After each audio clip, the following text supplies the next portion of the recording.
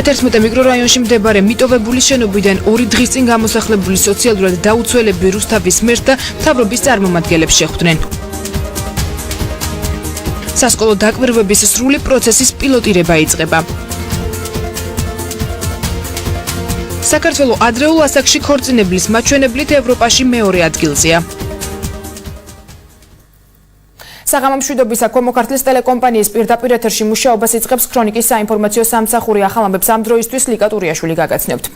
მე-11 მიკრორაიონში მდებარე მიტოვებული შენობიდან 2 დღის წინ გამოსახლებული სოციალურად დაუცველები რუსთავის მერს და თვითმმართველობის წარმომადგენლებს შეხვდნენ. მერმა საკრებულოს წევრებთან ერთად მათი მოთხოვნები მოისმინა და გარკვეული სახის დახმარებას დაპირდა. შეხვედრა დახურულ კარს მიღმა მიმდინარეობდა. რუსთავის მერის განცხადებით აღნიშნული შენობა ეკონომიკის სამინისტროს ბალანსზე იყო და გარკვეული პროცედურების შემდეგ შენობა მუნიციპალიტეტს გადაეცა. ამ ეტაპზე კი იმის შესწავლა მიმდინარეობს თუ რამდენად ვარგისიანია შენობა. მისივე თქმით, ობიექტს რეაბილიტაციო სამუშაოები ჩაუტარდება და მასში სოციალურად დაუცველები შესახლდებიან. რაც შეეხება 2 დღის წინ გამოსახლებულ ოჯახებს, მათ რუსთავის მერიამ გარკვეული პირობები შესთავაზა. საუბარია მათი ოჯახების წევრების დასაქმებაზე, თუმცა კონკრეტული გადაწყვეტილებები ამ ეტაპზე მიღებული არ არის. თავად სოციალურად დაუცველი ოჯახებისთვის აღნიშნული პირობები დამაკმაყოფილებელი არ აღმოჩნდა. მათი თქმით, ისინი 2 დღეში ისევ შეიგრიბებიან. სოციალურად დაუცველების მთავარი მოთხოვნა ალტერნატიული ფართებით დაკმაყოფილება. შევჯერდით, რომ სათითაოდ რამოდენიმე დღე მან მოვითხოვეთ, რომ ჩვენ დამატებით რაღაც გამოსავლები მოვუძებნოთ.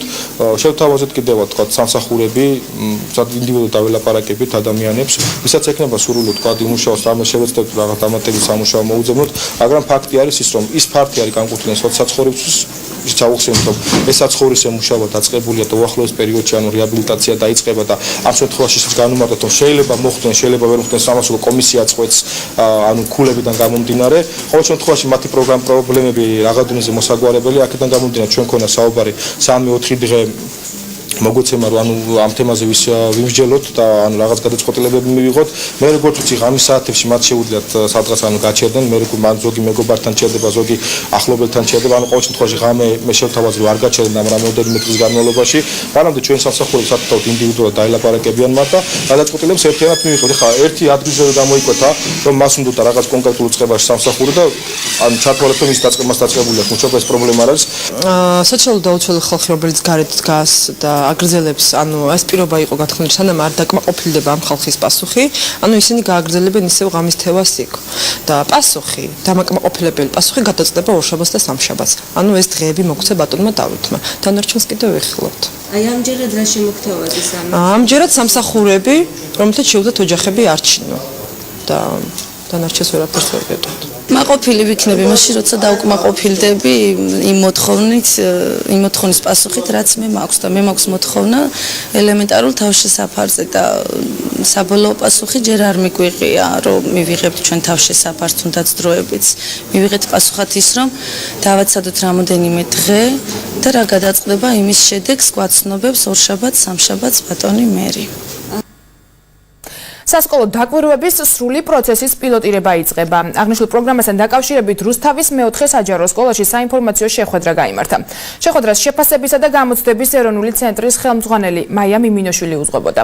ახალი ინიციატივის ფარგლებში მასწავლებელთა პროფესიული განვითარება და პედაგოგების უნარების შეძენა მოხდება. თემაზე ქრონიკის ჟურნალისტი ნინო ბერიძე მუშაობდა. გაკვეთილის პროცესის სრული იმიტაცია და მისი მიმდინარეობის შეფასების შესაძლებლობა, პედაგოგთა პროფესიული განვითარება და კარიერული წინსვლა.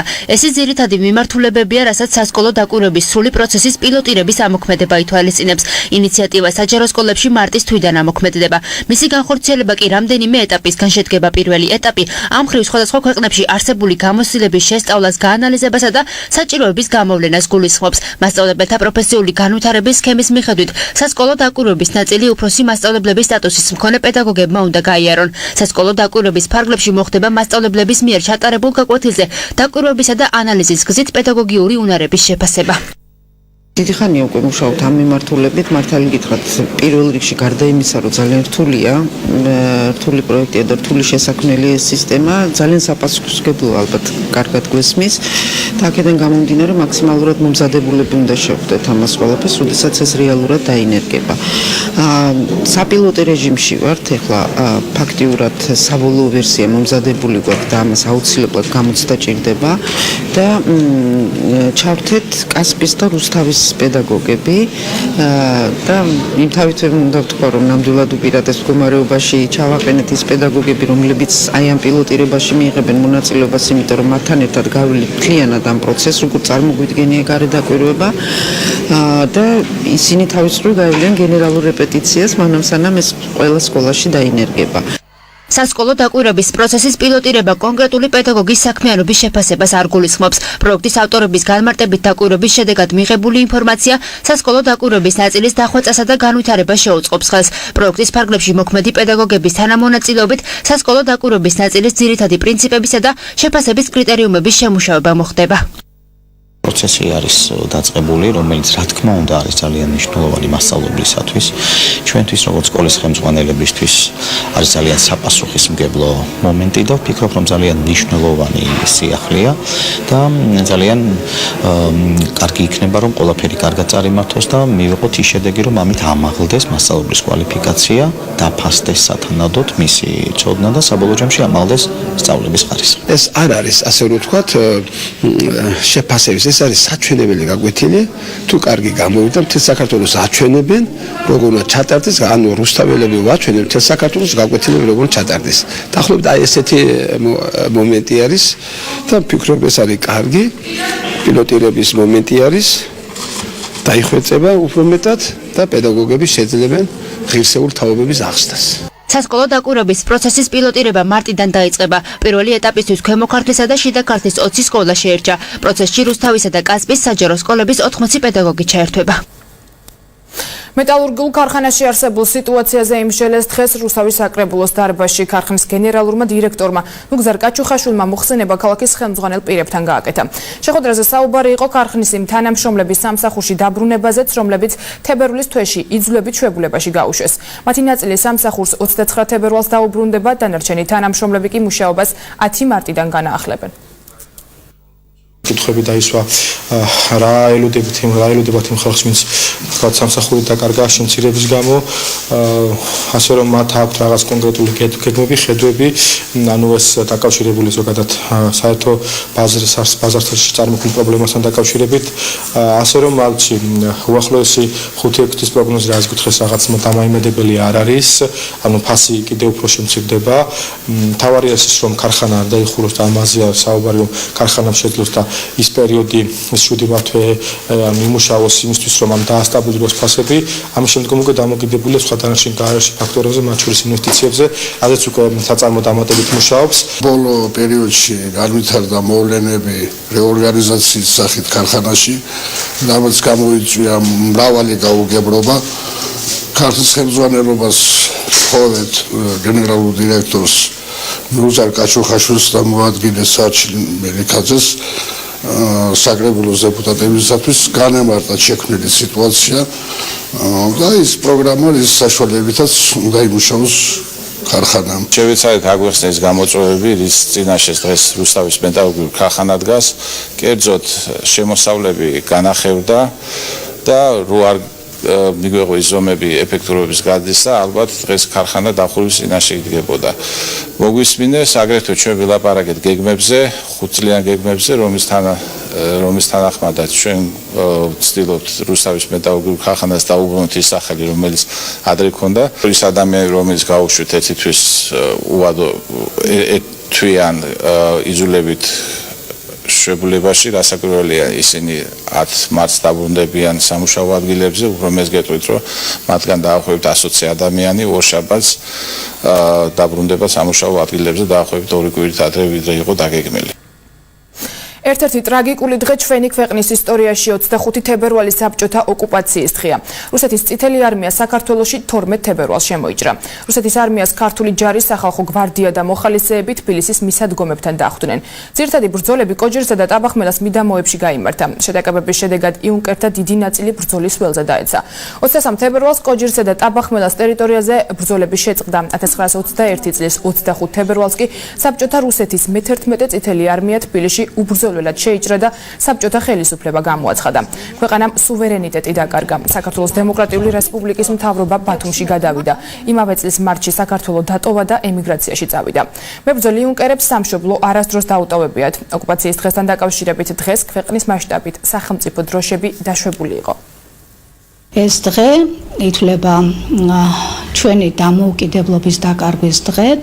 ეს დღე ახსავს სიაგმირობით, მათ შორის იუნკერის ახალგაზრდების ჩვენი ქართული ჯარის გენერლების თავდადებით, მაგრამ უზარმაზარ ძალასთან წინააღმდეგობა იყო შეუძლებელი და ძლივს მოპოვებული თავისუფლება, რომელიც 1918 წელს მოიპოვა საქართველომ, ხელახლა იქნა დაკარგული. ამ დღეს რასაკვირველია, ძალიან დიდი მეხსიერებით უნდა მოვეკიდოთ, იმიტომ რომ უნდა გვახსოვდეს, რომ ოკუპაცია არის ქვეყნისთვის დამღუპველი და საქართველოს თავისუფლებას და დამოუკიდებლობას, რომლისთვისაც არაერთმა ადამიანმა იბრძოლა, კვლავ არის დასაცავი. საქართველო ადრეულ ასაკში ქორწინების მაჩვენებლით ევროპაში მეორე ადგილზეა. დედობა ბავშვობაში, ასე ქვია ანგარიშს, რომლის მიხედვითაც საქართველოში მცხოვრები ქალების 17% 18 წლის შესრულებამდე დაქორწინდა. მოქმედი კანონმდებლობის თანახმად ჩვენს ქვეყანაში ქორწინება 18 წლის ასაკიდან არის დასაშვები. რას ფიქრობენ იურისტები და თავად მოზარდები? ქრისტინა ასლამაზეშვილი არკვევდა. ბოლო გახმაურებულ შემთხვევაზე, რომელიც არასრულწლოვანის მიმართ თავისუფლების უკანონო აღკვეთას ითვალისწინებდა, სამართალდამცავებმა დანაშაულში ეჭვმიტანილი პირი გუშინ დააკავეს. გამოძიების მიხედვით ბრალდებულმა ცოლად მოყვანის მიზნით ფონიჭალოში მცხოვრები სამირა ბაირამოვა თანამზრახველებთან ერთად გაიტაცა. გამოძიება წინასწარი შეთანხმებით ჯგუფის მიერ არასრულწლოვანის მიმართ თავისუფლების უკანონო აღკვეთის ფაქტზე მიმდინარეობს. საქართველოში მოქმედი კანონმდებლობის მიხედვით არასრულწლოვანთან ქორწინება ან იძულება სისხლის სამართლის დანაშაულია. კანონმდებლობა განსაკუთრებით ბოლო წლებში გამკაცრდა და 18 წლამდე პირთან ქორწინება იმ შემთხვევაში თუ სამართალდამცავი უწყებებისთვის გახდება ცნობილი, 7-დან 9 წლამდე პატიმრობით ისჯება. ცვლილებები შევიდა 16-დან 18 წლამდე პირთა ქორწინების რეგისტრაციის წესშიც, რომლის მიხედვითაც აღნიშნული ტიპის კავშირზე ნებართვას მხოლოდ სასამართლო გასცემს. არასრულწლოვანთან სქესობრივი კავშირი ისჯებოდა. ეხლა რა თქმა უნდა გამკაცრებული 2013 წლის 11 ნოემბრიდან ცვლილება შევიდა და სანქცია შეიცვალა და უფრო მაღალია, 7-დან 9 წლამდე დასჯადია. არ აქვს ამას მნიშვნელობა, ეს მოხდა არასრულწლოვანის სურვილით თუ ვთქვათ მის წინააღმდეგ. ეს მუხლი მოქმედებდა, მაგრამ მხოლოდ იმ შემთხვევაში ახლა დაიწყო ამაზე ყურადღების გამახვილება, როდესაც გოგონა არასრულწლოვანი მშობიარებდა და სამშობიარო პოლიციას აწოდე და ცნობებს. ვინაიდან მე ვფიქრობ, რომ ამ უხლის არსებობა არ ზღუდავდა, ვთქვათ, არასრულწლოვანს, რომ ან ქორწინათ, ან კიდევ ვთქვათ, სქესობრივი კავშირი დაემყარებინათ. მოსახლეობა კი ფიქრობს, რომ ადრეული ქორწინების პრობლემა სადამსჯელო ზომები და ქორწინების რეგისტრაციის პროცედურების გამკაცრება ვერ მოხსნის, რადგან აღნიშნული ტიპის კავშირები როგორც წესი ოფიციალური რეგისტრაციის მიღმა რჩება. ახალგაზრდები ფიქრობენ, რომ გამოსავალი ცნობიერების ამაღლებასა და უფრო მეტ განათლებაშია. ადამიანმა თვითონ უნდა გაიაზროს, ეხლა ჩემ ხელა გოგოებზე მაქვს აქცენტი, თვითონ უნდა გაიაზროს, რომ ოჯახის შექმნა დაახლოებით წერტილის დასმასავით არის, იმიტომ რომ მომავალში აღარ მიეცემა იმის საშუალება, რომ განვითარდეს და თავის შესაძლებლობები განავითაროს და შესაბამისად, ჩემი აზრით, დასჯადი არ უნდა იყოს, თუმცა ადამიანის ცნობიერებაში თვითონ უნდა შემოვიდეს მაგდენი, რომ ხო, ალბათ ეს არის თვითშეგნების საკითხი, იმიტომ რომ ქორწინება არის ძალიან სერიოზული და დელიკატური საკითხი და როდესაც ვფიქრობ ქორწინებაზე, უნდა დაუფიქრდე და ცოტა შემდეგი მოვლენები რა განვითარდება და რა იქნება, ისიც უნდა დაიაზრო, იმიტომ რომ შემდეგ მას მოყვა შვილი, რაღაცა ოჯახი, ხო და როდესაც ადამიანს არ აქვს არც სწავლა დამთავრებული, არ აქვს განათლება მიღებული, ცოტა რთულია, იმიტომ რომ ვერც თავის შვილს ვერ მისცემს ნორმალურ მაგალითს და განათლებას და უბრალოდ ჩვენს ძალიან გაუჭირდება და განათლებაში შეუშლის რა თქმა უნდა არასრულწლოვანს ხელს და ანუ მომავლის გაკეთებაში. ხო რა. მომავლის გაკეთებაში შეუშლის ხელს. სამართლო უნდა გაითვალისწინოს სხვადასხვა ფაქტებიც. მაგალითად თუ რა თქმა უნდა მშობლები არიან თანახმა და რაღაც, მაშინ არ უნდა იყოს დასჯადი და არ უნდა ისჯებოდნენ. ბავშვები თამაშობენ, ბავშვები სწავლობენ. ზოგჯერ ბავშვები ნაადრევად ქორწინდებიან უფროსებს. საქართველოს ადრეულ ასაკში ქორწინების მაჩვენებლით ევროპაში მეორე ადგილზეა დედობა ბავშვობაში, ასე ქვია ანგარიშს, რომლის მიხედვითაც საქართველოში მცხოვრები ქალების 17% 18 წლის შესრულებამდე დაქორწინდა. სტატისტიკის მიხედვით საქართველოში ყოველდღე 12 არასრულწლოვანი გოგონა ქმნის ოჯახს, ყოველდღე დედა კი 4 არასრულწლოვანი ხდება. საუბრები გურამ დოჩანაშვილთან თანამედროვე მწერალთან შეხვედრა რუსთაველებს ხვალ შეეძლებათ. საღამო რუსთავის გიგალ ორქიფაინძის სახელობის თეატრში 18 საათზე დაიწყება. ღონისძიება ადგილობრივი თვითმმართველობისა და სამხარეო ადმინისტრაციის ორგანიზებით იმართება. საღამოზე დასწრება თავისუფალია. სტუმრად გვეყოლება ქართველი კლასიკოსი გურამ დოჩანაშვილი. ეს ისეთი ფუფუნება არის მკითხველისთვის გურამ დოჩანაშვილთან შეხვედრა, რომ ვფიქრობთ დარბაზი ბოლომდე გაივსება, დასწრება იქნება თავისუფალი, ნებისმიერ მსურველს შეუძლია მოვიდეს და შეხვდეს ბატონ გურამს. ეს იქნება კითხვა-პასუხის რეჟიმშიც. რა თქმა უნდა, ბატონ გურამს მიეცემა იმის საშუალება და ჩვენთვის საყვარელი მწერალი თავად მოყვება თავის ბიოგრაფიას და საინტერესო ადგილებს თავისი ცხოვრებიდან. ქრონიკა ეთერში რამდენიმე წუთში სხვა სიახლეების დაბრუნდება. 60-ზე მეტი სოფლის გაზიფიცირებისთვის სახელმწიფო ბიუჯეტიდან 20 მილიონი ლარი გამოიყოფა.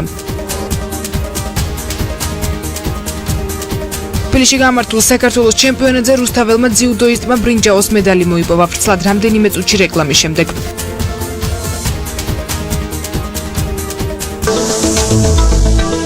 თქვენ უყურებთ ქრონიკას ცხრის ნახევარზე. 60-ზე მეტი სოფლის გაზიფიცირებისთვის სახელმწიფო ბიუჯეტიდან 20 მილიონი ლარი გამოიყოფა. მთავრობის განკარგულებას საქართველოს მოსახლეობის ბუნებრივი გაზით მომარაგებისთვის საჭირო ღონისძიებების შესახებ მინისტრთა კაბინეტმა განიხილა. კვირიკაშვილის განცხადებით პროექტის განხორციელების შემდეგ 8000-მდე აბონენტს ბუნებრივი აირი ექნება. აღსანიშნავია, რომ ჩამონათვალში ქვემო ქართლის რეგიონის 2 მუნიციპალიტეტი თეთრიწყარო და გარდაბანი შევიდა. ძალიან მნიშვნელოვანი, მე ვფიქრობ, რომ ისტორიული მნიშვნელობის პროექტებია, ვინაიდან მოგეხსენებათ, რომ ყველა ეს მიმართულება ბევრი წლის განმავლობაში ითხოვდა ამ სოფლების გაზიფიცირებას და ძალიან კარგია, რომ დაახლოებით 8000-მდე აბონენტს ექნება ბუნებრივი გაზი. მარნეულის მუნიციპალიტეტის სოფელ წერეთელში გზის რეაბილიტაცია მიმდინარეობს. სამუშაოებს ტენდერში გამარჯვებული კომპანია აწარმოებს. ტერიტორიაზე ასფალტის საფარის დასაგებად წინა მოსამზადებელი სამუშაოები მიმდინარეობს. პროცესი რამდენიმე დღეა დაიწყო. სამუშაოების დასრულება კი ერთ თვეში იგეგმება. აქ კეთდება 370 სიგრძის მონაკვეთი, შედარებით ძლიერი იყო დაზიანებული და მის შეკეთება ახლა მიმდინარეობს. შეიცვალა წყალგამტარი მილი, სარწყავი და საფარი შეიცვალა, განახლდება, გაიწმინდება გზის გვერდულები, ბუჩქნარი და ეს დაგროვილი ნაგავი ბევრია ხედავთ, ეს მოცილდება. შემდეგ შესწორდება ასფალტის საფარი შემასწორებელი ფენით და გადაეკრება ერთი ფენა. საქართველოს განათლებისა და მეცნიერების სამინისტროს წარმომადგენლებმა მარნეულის მუნიციპალიტეტის საჯარო სკოლების დირექტორებთან საინფორმაციო შეხვედრა გამართეს. შეხვედრის ძირითადი თემა ინკლუზიური განათლების შესახებ ინფორმაციის მიწოდება იყო, სადაც ორგანიზატორებმა დამსწრე საზოგადოებას განუმარტეს თუ რას გულისხმობს და რატომ არის მნიშვნელოვანი ინკლუზიური განათლება ზოგად საგანმანათლებლო დაწესებულებებში.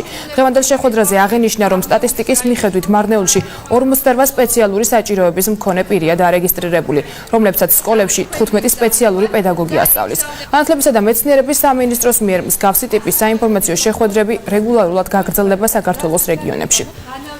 მუშაობის პროცესში აღმოვაჩინეთ, რომ ამ რეგიონში არის ნაკლები ინფორმაცია ინკლუზიური განათლებასთან დაკავშირებით და სწორედ ჩვენი შეხვედრა ემსახურება ცნობიერების ამაღლებას და იმ მრავალ კითხვებს, რომელიც თუნდაც სკოლის დირექტორებს აქვს და ის კითხვები, რომელიც ჩვენ უკვე მრავალი რაღაც გარკვეული პერიოდის განმავლობაში დაგვიგროვდა. რო შევხედოთ სტატისტიკას, სტატისტიკა გვეუბნება, რომ სწორედ ბავშვები, რომლებიც არსებობენ ამ რეგიონში არ არიან ჩართულები საგანმანათლებლო პროცესში. მნიშვნელოვანია ხშირად ჩატარდეს ასეთი ტრენინგები, რათა სკოლის ადმინისტრაციას ჰქონდეს უფრო მეტი ინფორმაცია და თითოეულ მოსწავლეს სკოლა ვალდებულია თითოეულ მოსწავლეს შეუძლია თუ არ შეუძლია მისცეს ის ელემენტარული საბაზო განათლება სპეცპედაგოგის დახმარებით. რაც შეეხება სპორტის სიახლეებს. თბილისში გამართულ საქართველოს ჩემპიონატზე, რომელიც ახალგაზრდებს შორის ჩატარდა, რუსთაველმა ძიუდოისტმა ემზარ უნგიაძემ ბრინჯაოს медаლი მოიპოვა. ნახევარფინალში ის თბილისელ ბექა ოდესიანს 66 კილოგრამ წონით კატეგორიაში დაუპირისპირდა, რომელთანაც დამარცხდა და ფინალში ვერ გადავიდა. შეჯიბრი როგორც ვაჟებს, ისე გოგონებს შორის 8 წონით კატეგორიაში გაიმართა. თითოეულ წონით კატეგორიაში გამარჯვებული სპორტსმენები შესაბამისი ხარისხის მედლებითა და სიგელებით დაჯილდოვდნენ. მომიწია 6 შეხვედრა, აქედან 5 გავიმარჯვე და 1 კი დავმარცხე. დავიკავე მესამე ადგილი. ვაპირებ გაუმჯობესებას, შემდეგი შეჯიბრი გაიმართება ანტალიაში და ათენში, სადაც უკეთესად მომზადები და ვაჩვენებ უკეთეს შედეგს. ახლა კი უცხოეთის სიახლეებს გავეცდოთ. სირიის ოპოზიცია მზად არის ცეცხლის შეწყვეტის რეჟიმი დაიცვას. ამის შესახებ სააგენტო როიტერი ოპოზიციური გაერთიანების მოლაპარაკებათა უმაღლესი კომიტეტის განცხადებაზე დაყრდნობით იტყობინება. ცეცხლის შეწყვეტის რეჟიმი 2 კვირას გაგრძელდება. საზავო შეთანხმებას მხარს უჭერენ ქართული სამხედრო დანაყოფებიც. მოსკოვი და ვაშინგტონი სირიაში სამთავრობო ძალებსა და ოპოზიციას შორის ცეცხლის შეწყვეტაზე 22 თებერვალს შეთანხმდნენ. რეჟიმი 27 თებერვალს ამოქმედდება. სირიის მთავრობის განცხადებით არმია შეწყვეტს ყველა სახის სამხედრო ოპერაციას გარდა იმისა, რომელიც ისლამური სახელმწიფოსა და დაჯგუფება ჯაფად ალ-ნუსრას წინააღმდეგ არის მიმართული.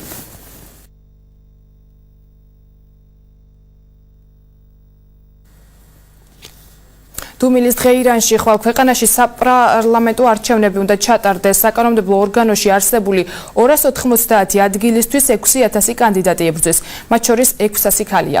ბრძოლა კოალიციასა და კონსერვატორებს შორის მიმდინარეობს. რეფორმატორები პრეზიდენტის პოლიტიკას უჭერენ მხარს, კონსერვატორები კი რეფორმატორებს აკრიტიკებენ. საპარლამენტო არჩევნებთან ერთად ხვალ ირანში ექსპერტების საბჭოს არჩევნების გაიმართება.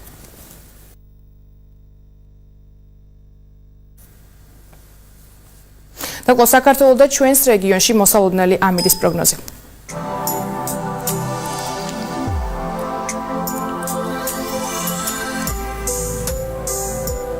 წალკაში ნავარაუდებია დღისით 11 ღამით 0 გრადუსი, თეთრიწყაროში დღისით 14 ღამით 5 გრადუსი სითბო იქნება. თბილისში დღისით 11 გრადუსამდე გათბება ჰაერი, ღამით 0-მდე დაიწევს ტემპერატურა. რაც შეეხება ბოლნისაკ დღისით 17 ღამით 5 გრადუსი სითბო იქნება, მარნეულში მოსალოდნელია დღისით 17 ღამით 7 გრადუსი სითბო, თბილისში დღისით 17 ღამით 5 გრადუსამდე გათბება ჰაერი, გარდაბაში დღისით 18 ღამით 8 გრადუსი იქნება, ხოლო ჩვენს ქალაქშიც ასევე დღისით 18 ღამით 8 გრადუსი სითბო დაფიქსირდება.